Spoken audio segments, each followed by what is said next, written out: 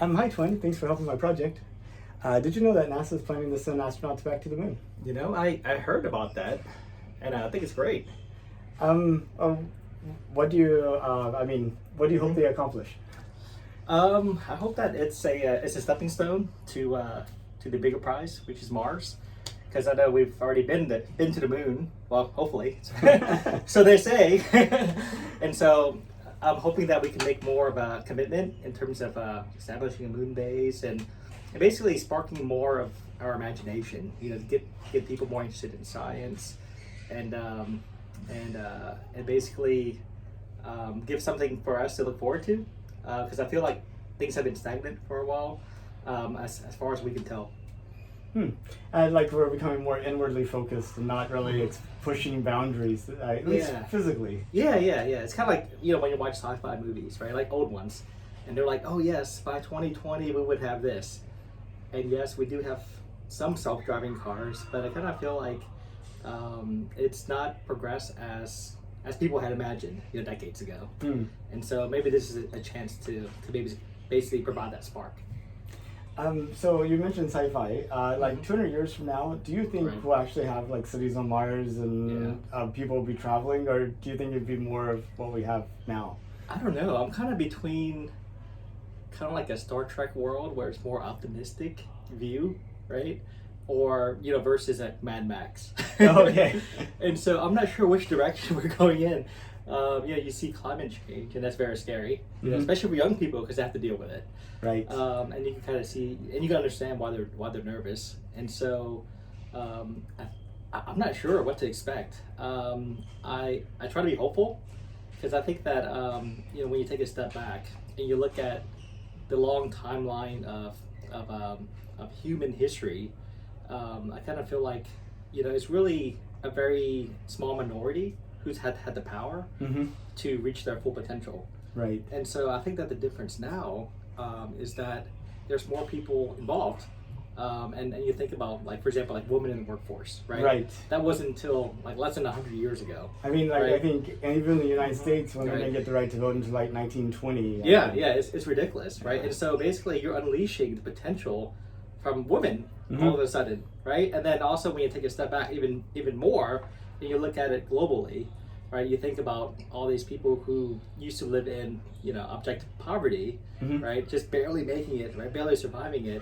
They have an opportunity now for education, right? And so I feel like we can cast a wider net in terms of like finding our geniuses and getting them to reach their potential. Because I think that when you look for thousands of years, there's probably a lot of Mozarts out there Right. who never had a chance because they're born at the wrong time, Uh-huh. or they're born as the wrong race or as the wrong gender, right? And so now it's far from perfect, but now there's a lot more chance for people, right, to basically say, hey, I have this genius, and I could bring it to the world, and then also we can leverage off the genius of other people, right? It's because it's less of individual genius like in the past, it's more of a combined, genius, where it's not like Elon Musk, invented the Tesla vehicle himself, Right. There's a lot that goes behind that, and so it's this kind of collective genius that I'm referring to, and that's what NASA represents.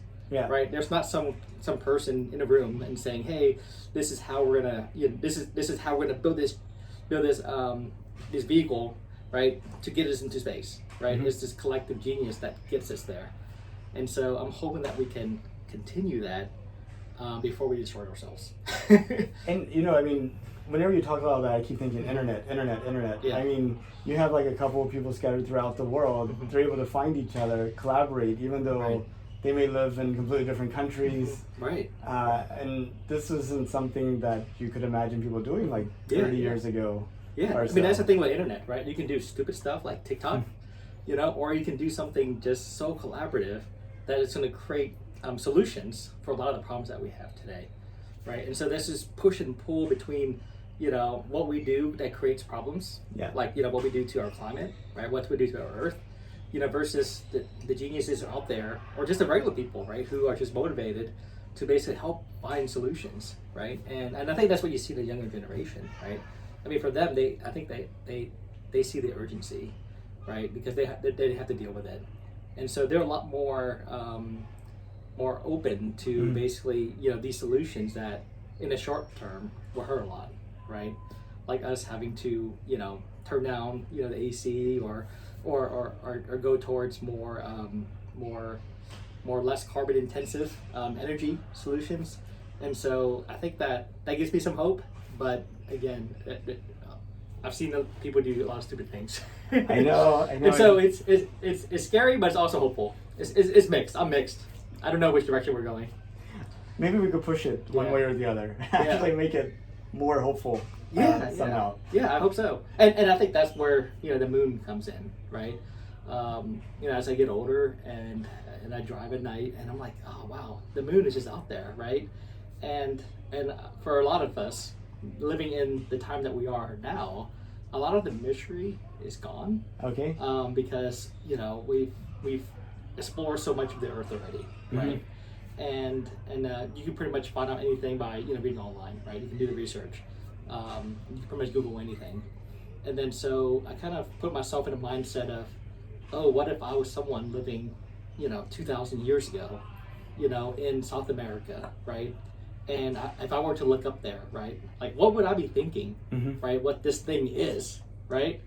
And so you can kind of see how some people would think like, oh yes, it's a god, right? Or it's something that's amazing, right? And then you think about all those other people who figured out, oh yeah, that's a planet, right? And then also figure out what the patterns are, right? Like year after year, they can predict what's going to happen. They can predict like solar eclipse, and so that kind of reminds me that people back then, they're not stupid, right? A lot of them are smart too, right? They can do a lot of things, and so they don't have the knowledge or the access to knowledge that we have, today, that we're spoiled with, but they worked well with what they got. I know. I imagine if you took somebody from those times and you gave them access to information that we have access to, they would be asking very different questions than what we ask. Yeah. And so, I think that as human civilization kind of inches on, right, we're leaving part of our past behind, right? We're progressing, right? And when you watch sci-fi shows or movies. Like recently I watched Gattaca. Have you seen Gattaca? I've seen Gattaca. Oh, it's one of my favorite films. Right? Okay. And it is about astronauts, right? Going into basically going to space, right? And in that movie, it's very common, right? Like they have like these common flights, right? It's like, oh yeah, they have this huge thing, and then they go through this school, the training, and these are perfect human specimens, right? Right. And then basically a select few of them, they get to go into space. And so I'm hoping that that becomes more of the norm from a discovery standpoint and from an advancement standpoint too. But I think as a lot of Americans, you kind of struggle, right? Like you look at Elon Musk and he's trying to go to Mars, and you're thinking, what if that genius was focused on cleaning up our oceans? Right? It's like so many of these billionaires are wanting to leave our Earth, where they can really divert those resources and that attention and that effort to basically fixing the planet that we have now. Right. Well, I mean, I guess what are some things that you think they should be fixing? I mean, like. Oh man, I think the ocean is probably part of ranking number one. There's this documentary that I saw. I'm trying to think of the name of it. Seaspiracy. Have you heard of that? I haven't heard of it. Okay, no. That one. Seaspiracy. Yes, that one is very eye-opening. Okay. Right, and it reminds you of how delicate our environment and how our situation is, and how much of the ocean makes an impact to how we live. Right. Right, and I'm not talking about just the food, but it's also how it affects the climate. It's a carbon sink, right? It takes all this in, and so the more we destroy it, the more carbon there will be, and then the hotter it will be, and then it'll be hard to grow crops, and then that's what creates strife, right, in the world, right? Yeah. If you look at Syria, right, it's really because they, what sparked it was, access to water and farmland and crop yield, right? And so when it comes down to it, it's about surviving, right? Exactly. And then so when you have a more unequal world, and with less resources for a lot of people, that's going to create a lot more conflict. A lot more discontent. Yes, and so we're all connected, that way, right? And so when you get a chance, check that out. Seaspiracy. Yes. Okay. Yes, it's very good. I was very surprised. I'll have to watch it. Yes. Netflix? I think so. Okay. I think so. Yes. Oh, if you could, would you take a trip to space? I get motion sick, so Okay. I don't really like to fly. So probably not. Okay. I guess if right before I die, I wouldn't mind, checking it out. But it doesn't really float my boat. But I would love to see other people do it, right? And I would love to, see the view that they have. But for me, I don't like to go deep sea fishing, and so I'm just sensitive. Right. And so I just feel like if I go up there and I don't like it, it's not as easy as, oh yeah, take me back to shore, right? You're like stuck. Yes, Like... yes. It's a very horrible experience to be seasick. You just want to kill yourself. No. I've been there. So let's say one of your descendants, though, does Mm-hmm. decide to move to Mars, and it's 200 years in the future. It's your great granddaughter in high school, in history class, for some reason doing the projects about the 2020s. Right. Looking at this video to try to figure out about this time. What do you think? What do you hope is worth remembering in 200 years from now that happened in this decade? Yeah. So what I hope for, if to have these. I hope that the people living in that future is more of like the Star Trek mentality where they've kind of solved world hunger, and really they're just out there to explore, right? And they're no longer really fighting for resources so much because there's kind of like it's almost like a universal basic income where like, okay, there's enough resources to go around, and so no one has to starve, right? Or no one has to be deprived of healthcare, right? And so people can choose to do what they do, right? They can explore certain artistic, things that they want, dreams that they have, or again, just sit around and play video games, right? Because maybe there's enough to go around. Maybe people don't have to work anymore, right? And they can choose to work and have robots and whatever it is, technology they have to basically solve that. I really think that in the future, one of the solutions would be more like the Matrix style. Okay. Where people just plug in. Just plug in, maybe Ready Number One, or the. Oh, it's kind of like the movie Upload. Upload. Okay. Yeah, so I've seen that. Okay, yeah. Upload, but Upload you have to die right to get into that, or you choose to go into it. And so I can imagine where a world where you have a tough life, right? Whether you're not healthy or you're in a poor situation, whether you can choose, you can say, hey, you know what? I don't really like the physical world that I'm living in. Right. It's too difficult. I would rather go live in this virtual world, and basically, I would just plug in kind of like the Matrix, right? So you kind of volunteer your body, right? It's like, hey, I'm gonna just plug me in, right? I don't want to live in this world anymore. And then so for everyone else living in the real world, they get the benefit of one less mouth to feed. Sure. And then the person who's plugging in, they're like, hey, I don't have to work anymore, right? I just live in this virtual world, and I get to experience the same things I would in the real world, except I'm not in the real world. I'm in the virtual world.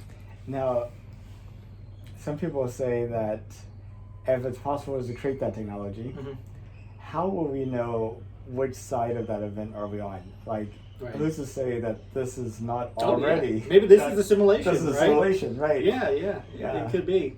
I mean, if it was, it would kind of suck, right? Because you have a lot of suffering in the world. Oh yeah, and you would think like with this simulation that you would have less suffering. You could, but maybe we have some problems with our minds that require that for us to believe that it's real or something. I don't know. Yeah, it could be. But it's kind of like the Truman Show. I'm sorry, I keep referencing like movies. I love the Truman Show too. I'm a big movie buff. Sure. I enjoy it, and it makes you think about the world that you're living in, and what could possibly happen in the future, right? And actually, one of my favorite series is Black Mirror. Yes. On Netflix, right? Right. And so those kind of those episodes, it's not too far fetched, right? Right. And in some cases, you kind of see a reflection of what's going on here. Oh, exactly. Right? Yeah. Like for example, in China, right? What's going on over there? You know, everyone kind of has like a credit, you know, kind of like a score. Oh, right? do they? Yeah, you had to have like So a I saw societal that one score. where everybody's getting like Yeah. you know like the lady's been invited to her friend's wedding and her Right. score is a little bit low and then it keeps going lower and now she's Yeah. not invited anymore. Yeah, I'm not sure how active that is still anymore, but I know that they kind of had that, right? Okay. Where it was a way to motivate people to not litter or like spit in public, but then it's also scary because that's being tracked, right? And Right. so, you know, and I mean, the world that we live in now, we kind of have something equivalent. It's called a credit score. Exactly. Right, I and then mean, maybe 50 years ago, you kind of look into, you know, someone back then. It's like, oh, what's this credit score thing? That's scary. So if you had a bad credit score, I know. everything's going to be more expensive, for Right. you. And it's like, yeah. And so we have a credit score. We have a clue. Have you heard of the clue score? what's the clue So score? the clue is basically instead of the score for your finances, the Okay. clue is your insurability. Okay. Right? And so let's say you get into a car accident or you file a claim for your home insurance. Okay. That goes into your clue report. And then so Wow. whenever you go shop around for insurance, the insurance company pulled the clue report, and so the more claims you have on there, the higher your insurance would be. Can you pull your own clue report and like see Actually, it? Or I don't know. Wow. I don't know. I would hope so. I don't think there's a score. It's more like a record, and after a certain number of years, it gets purged, right? And so if you had let's say you get a car accident after Sure. 7 years or whatever it is, okay. it would get off your report. But during that 7 years, whenever you go and shop around for insurance, it's going to be on your report. Right. And That's- so it's these things that are happening, right? And people aren't aware of it, unless they're asking around, right? Unless they really are curious on, oh, why is my insurance so high, Right. right? And so these are the things that that's how they eventually know more about you, Mhm. right? Especially now with the internet, right? It's like you look for something and you buy it, and then you keep on seeing these ads for like weeks. Right. You know? Even, I know. You would think it'd be smart. I Yeah. mean, the guy already bought it. He's not Yeah, going to buy yeah. another one. Yeah, it's like, oh, that's fun to tell it. I already bought it, okay? Give me some new ads. New ads, yeah. Yeah, or you see it on one, you look up something on one device, Uh-huh. and then it appears on your laptop, right? Right. And it just follows you. Oh, and everywhere. that's scary. Or you're talking about it and you have Right. Alexa there and you wonder, Yeah. is it that I clicked on something or are they like listening to me? You know, that type of thing. Yes. But talking about movies, have you seen Altered Carbon? No, I have not. No, I think you Yeah. might enjoy that one on Netflix. Oh, okay. Yeah. Okay, So, yeah, I'll check it out. I think that one's been out for a while, right? It has, yeah. Yeah. It's like season 2 they just released like a year or two ago. Right. And then, but it's kind of has that same matrixy, bodies are interchangeable and people can live forever type of vibe. Yes. So, A really good one is Foundation. Foundation. Yes, that's a really good one. I think that one's on Oh, it's a Apple new TV. one. It's the one that's based Yes. upon Isaac Asimov's Yes, book. Okay, yes. I have not seen that. Yeah, that one, the time scale of it is so massive. I'm talking like many thousands of years. Okay. Right? And it's very interesting to see the advancements. Mm-hmm. But it's also interesting to kind of look at things from that lens, right? Because in that show, they talk about like, within 500 years, right, or whatever that number is, the empire is going to fall, Oh, right? no. And then so for us, I'm like 500 years, I'll be dead, right? Who cares, right? But in that show, the emperor was like, oh no, that's blasphemy, right? And then also he's nervous about it, right? He's like, what's going to happen to cause that, right? And that's because they basically set up a way to basically have immortality in that show. I don't want to spoil for you, but it's very interesting to see things from that time scale, right? It's kind of like you look at Pangea, right? You see pictures of Pangea and like you see how all the different current Sure. continents fit in, and how things have changed. And I have the curiosity sometimes. I'm like, oh, if I had a time machine, would I go into the future or would I go into the past? I know. Right? And so I'm not sure if I want to go in the future because, unless I get transported in the future, I could just be dead. right? Maybe what if the world is just destroyed, Exactly. right? Yeah. But then I know that if I go into the past, well, kind of depends on where I go, right? And because I'm a minority, right? And so if I get transported, 200 years ago, it's a different story, for, Right. for minority, right? Or if you're a woman, right? And so you have those things are kind of scary. But if you had to just go as an observer, I would love to go in the future, right? Because we already have a good understanding of the past, and I'm kind of curious, right? It's like 200 years from now. First of all, I just want to see if we actually made it. I know. Yeah, because right now I don't know. It's just very scary. I keep thinking about that too. Is that if you look at the past, there have been like scary times too, and we had like a civil war here in the U.S. Right? Mm-hmm. I mean, how could the events now compare to that? Mm-hmm. But yet, those events don't feel so shocking to us because we know the outcome. So we don't know the outcome of this, so it's like really feels scary. It's always you're on the edge. You don't know what's going to happen. Mm-hmm. Right. And like right now, right? It's the start of it's early June, and it's so hot. Oh my gosh! Right? I know. And you think about other states who are lacking water, and you're like, okay, we're in Texas, and hurricane season is just starting, right? So the water is getting warmer, right? And then also you're like, oh man, if it's going to be this hot, right? It's like almost 100 degrees today. How hot is it going to be in July and August, right? I know. And what does that mean, right, to everyone, right? And then and I think that's part of the problem of climate change, that it's so spread out. Mm-hmm. Like, what happens, or what the problems it causes. It's just so spread out that it's hard to really rally together, right, to basically to defeat it, right? Because a lot of times it's not as easy as like cause effect, right? So if there's a hurricane that comes here, like Hurricane Harvey, you can't really, people say, oh yeah, well, that's probably climate change, right? And so it's not as clear cut as, oh yes, it is, right? It's because we're burning all these fossil fuels, right? Right. And it causes this, right? But actually, I work in energy, and so I think compared to most folks, I have a better understanding of how energy works, and I'm not naive to say, oh yeah, we should all switch to to solar power or wind, right away, right? Because it's very intermittent, right? And so the sun doesn't shine all the time, the wind's not always blowing. You need to have storage, right? You gotta have storage, and or you need to have some other solution, right? Mm-hmm. But I think that with technology is sometimes you don't see it right away, right? If you rewind back to like 1998, that's when I graduated from high school. Right? Okay. That kid would not have thought that you would be holding an iPhone right now. I know. Recording, right? And all of us have, iPhones, iPads, Wi-Fi, right? And so these are like wonderful advancements that I'm hoping that we can achieve by us working together, and as part of it, going to space and really developing, our full human potential, of the world, not just the U.S., but everyone, right? The more minds we have to work on solving our problems, I think that we have a better chance of making it out okay for the long run, for the human race.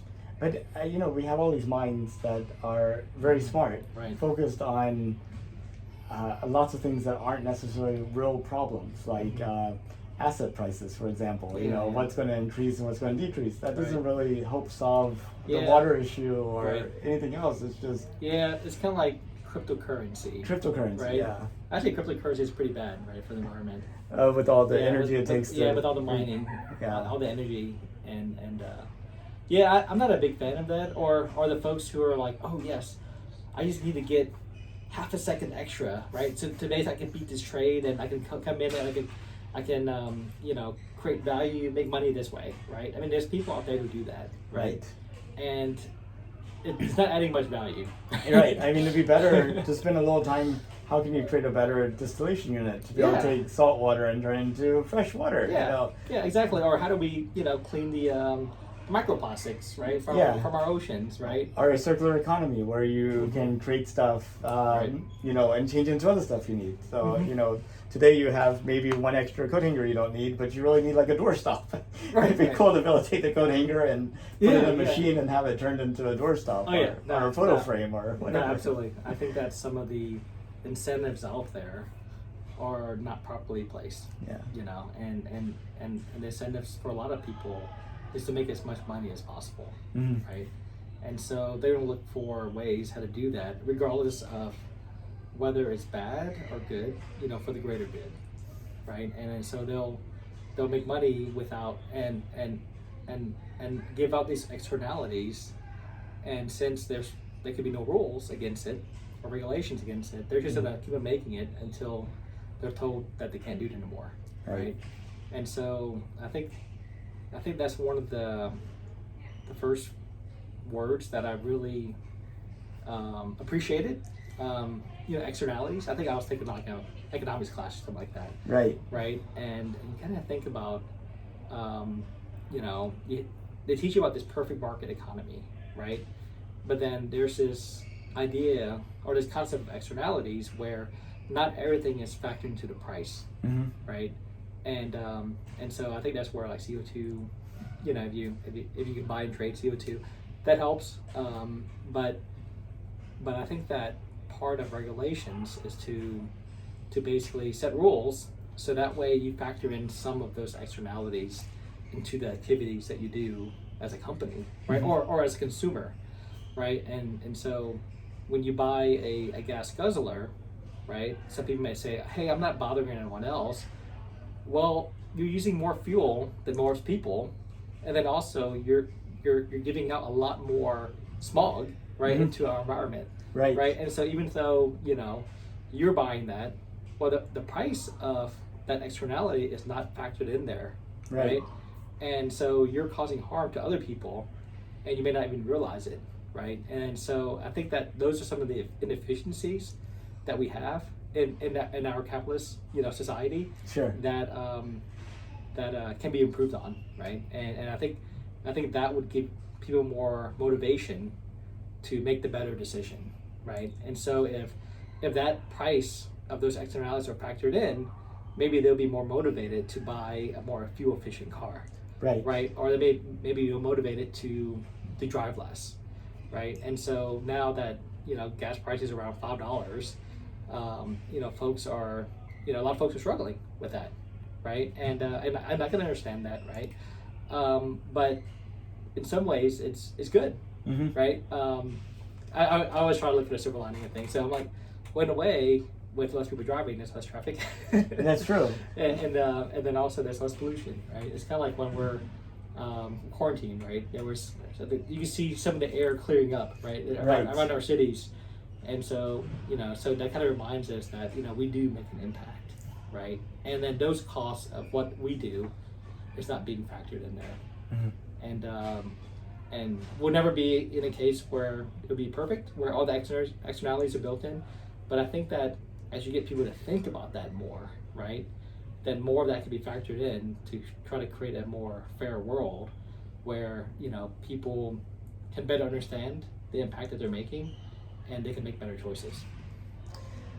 I know, it's difficult. We don't understand the implication of our choices. And the more separated we get from the production and waste, the less we see of those. I mean, I drive from League City up to Tomball, and on the way I pass like 2 or 3, landfills, and they're like these artificial mountains. Yeah. You know, we come back 100 years from now, Houston's gonna be surrounded by mountains.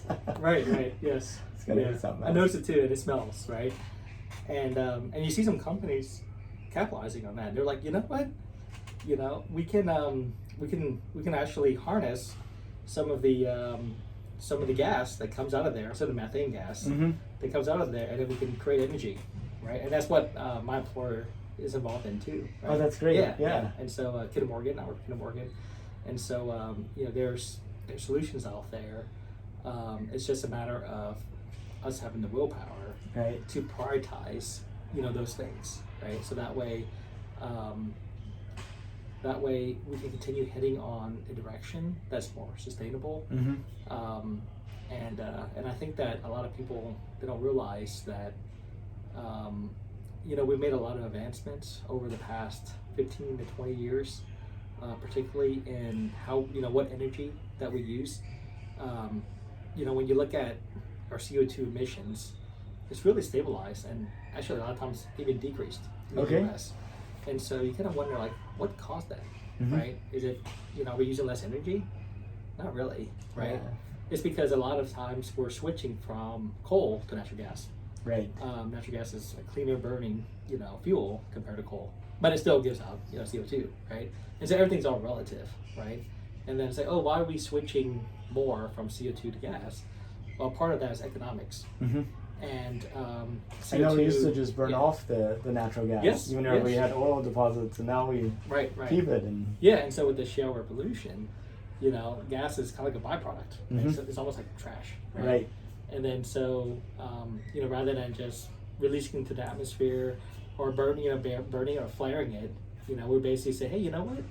Let's put it in a pipeline. Right. And then we can transport it to a natural gas, plant, and then we can clean it up. We can use more of it. And so, it's a really, it's not the end all solution, but it's a stepping stone to the next thing, right? And so it basically buys us time. And hopefully we'll develop something. The future Elon Musk of the world can figure out, okay, here are some better solutions, or here are many multiples of solutions, right? Kind of like right now, right? You have, geothermal, you have solar, you have, wind, and then, just a matter of figuring out, the multiple things that can, we can use to attack, the problems that we have. Right. I mean, like methane, you can take carbon dioxide, react it with hydrogen, and you create methane. So you could actually make like a completely circular stove. If you could capture the carbon dioxide and that would take a lot of energy. Right. But so I mean, I don't know how useful that would be, but it's like one option. I mean, the only thing that scares me about that is, there's this movie with Keanu Reeves. Where he discovers a new energy source or a new way to create energy very efficiently. I think it has to do something to do with water. Okay. This has Morgan Freeman in it too. I think so. And it's like the fusion. Like the CIA's involved, and they might kill the. Morgan Freeman's on the CIA side, and I remember seeing that movie. So that's all that makes me nervous. Where there's so much money riding on the investments that we have already, right? Like in our current way of operating, that if there's something new that's too disruptive, basically they could be bought out, right? Say, oh yeah, I came up with a solution. Oh, let's buy it. We'll put it on the shelf. Right. Because we've already invested so much in our infrastructure of oil and gas, for example, right? So that's one possibility. It's almost like a conspiracy, but I think that with the internet and the way that that information get around, hopefully that won't be as easy to hush people up, right? And so I think that when you look at electric vehicles, for example, I think that's an area where it's hard to put it back into the box, right? I think that's something that manufacturers are gonna, basically do more of in terms of promoting it and then also building them. And then so I hope that continues. My only concern with that is, do we have enough raw materials for it, right? Because it's very concentrated in countries that are not stable, and so as more and more electric vehicles are being made, is there enough to go around to make these batteries, right? And so, but hopefully human innovation can solve that. Yeah, necessity is the mother of invention, I guess. Yes, exactly. Okay, so which year are we going to the moon? Well, when I started the project, it was supposed to be 2024. Right. So I'm interviewing a person to the end of 2024, but it's been delayed to 2025. So. Oh, okay. But some people are saying even that Yeah. might be very difficult to achieve. So. Right. Okay. It's kind of interesting. But I'm hoping 2025 within before my younger son graduates from college. That's my. Yes, that's yes. my hope.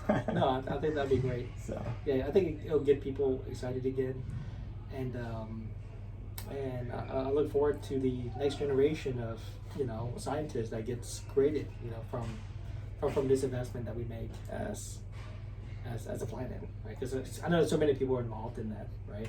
And in terms of getting us back, it's not just NASA, right? I think it's a lot of other countries too. So. Absolutely, yeah. I mean, Canada's giving a robotic arm for the space station around the moon, and Right. Europe's building like part of the rocket, and Japan's building like a rover for the moon, and lots of countries are contributing, so it's going to be good. No, I'm glad to hear. Well, Okay. Thank you so much. Really Well, appreciate it. I enjoyed this interview very much.